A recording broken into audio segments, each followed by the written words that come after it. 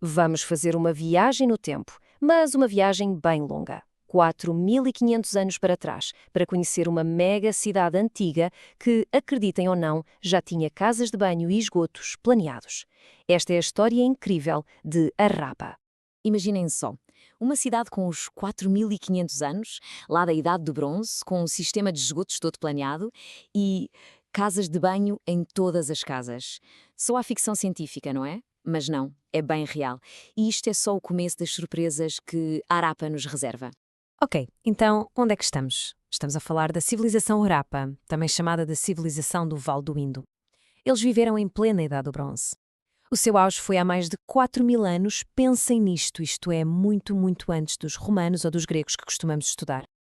E Harappa era uma das suas maiores cidades, uma verdadeira metrópole, localizada onde hoje fica o Paquistão. E é aqui que as coisas ficam mesmo interessantes. A maior genialidade de Harappa, o seu planeamento. Esta cidade não foi crescendo ao acaso, de forma desorganizada. Não, foi desenhada de propósito, de forma super inteligente, quase como uma grelha perfeita. Isto é algo que temos mesmo de parar para pensar. A cidade inteira foi planeada ao mais ínfimo pormenor antes de começarem a construir. Foi como se tivessem uma planta de arquiteto para tudo. E naquela época, há milhares de anos, isto era uma coisa de outro mundo, completamente revolucionário. O segredo deste plano tem um nome, grelha ortogonal. Parece complicado, mas não é. É uma ideia simples, mas super poderosa.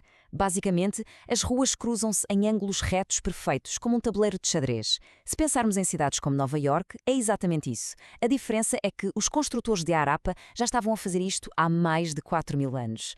E o sistema funcionava de uma forma brilhante. Tínhamos as ruas principais, bem largas, a correr de norte a sul e de este a oeste. Eram as grandes artérias da cidade, onde tudo acontecia. Comércio, movimento de pessoas. Depois tínhamos as vielas, mais estreitas. Estas davam acesso às casas. Uma ideia genial para garantir a privacidade dos moradores e manter o barulho e o pó das ruas principais bem longe. Ok, agora vou dar-vos um número, ou melhor, uma proporção. 1:2:4. O que é que isto quer dizer?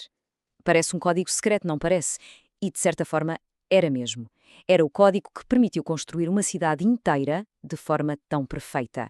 E o mistério é a proporção de cada tijolo. Sim, todos os tijolos, sem exceção, eram fabricados com estas dimensões exatas. Porquê? Porque assim encaixavam na perfeição, as construções ficavam super estáveis e eram muito mais rápidas de fazer. E a melhor parte, eram cozidos em fornos, o que os tornava resistentes à água. Guardem bem este pormenor porque vai ser super importante mais à frente. Ok, já percebemos o plano geral da cidade. Mas e as pessoas? Como é que se vivia em Harappa? Vamos espreitar mais de perto. A cidade tinha basicamente duas grandes áreas. Primeiro, a cidadela. Esta ficava numa zona alta, construída numa plataforma para abrigar os edifícios públicos mais importantes e, claro, para os proteger das cheias. Depois, lá embaixo, tínhamos a cidade baixa. Era aqui que a maior parte da população vivia e trabalhava, no meio das casas, das oficinas e dos mercados. Era o coração da cidade. E como eram as casas? Bem, eram surpreendentemente modernas. A porta de entrada dava para as vielas mais calmas, não para as ruas principais, o que garantia muito mais privacidade. Lá dentro tinha um pátio central que deixava entrar luz e ar fresco. E quase todas as casas tinham o seu próprio poço de água e, isto é incrível, a sua própria área de banho. Ok, já vimos a planta da cidade, os tijolos perfeitos, as casas, mas o pormenor mais impressionante de Harappa estava escondido, não se via, estava debaixo das ruas. Parem e pensem nisto outra vez. Todas as casas, sem exceção, tinham uma zona para tomar banho. E o chão dessa zona era inclinado, de propósito, de forma muito inteligente, para a água escorrer direitinha para um ralo. O que nos leva a uma pergunta óbvia, certo? Com milhares de pessoas a viver na cidade, para onde é que é essa água toda? A resposta a esta pergunta é a verdadeira obra-prima da engenharia de Harappa. O sistema era tão simples quanto genial. A água usada saía de casa por um cano. Esse cano ligava a um canal tapado na rua. E esses canais, por sua vez, iam dar a esgotos principais maiores, subterrâneos. E mais. Pelo caminho, havia uma espécie de poços que apanhavam os resíduos maiores, o que tornava a limpeza e a manutenção muito mais fáceis. Reparem bem na genialidade disto. Primeiro, funcionava só com a força da gravidade, sem bombas nem nada. Segundo, era construído com aqueles tijolos cozidos, à prova da água. Terceiro, tinha tampas que podiam ser levantadas para fazer a manutenção.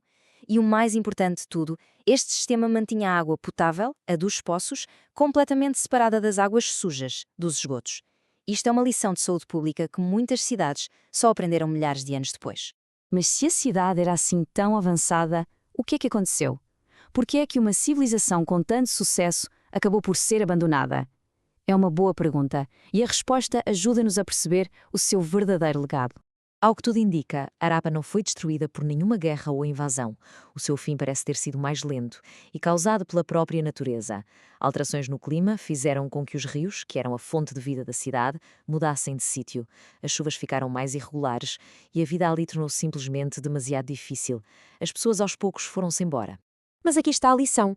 Os edifícios podem cair e transformar-se em ruínas, mas as grandes ideias, essas, não desaparecem. O verdadeiro legado de Harappa não são só as paredes que ficaram de pé, mas sim as ideias por trás delas, a importância do planeamento urbano, da organização e, claro, da saúde pública. No fundo, Harappa ensina-nos que as ideias realmente boas podem sobreviver milénios. E isso deixa-nos a pensar. Se olharmos para as nossas cidades de hoje, com toda a tecnologia que temos à nossa disposição, que ideias é que estamos a ter que sejam tão geniais, tão revolucionárias, que alguém daqui a 4.000 anos ainda as admire?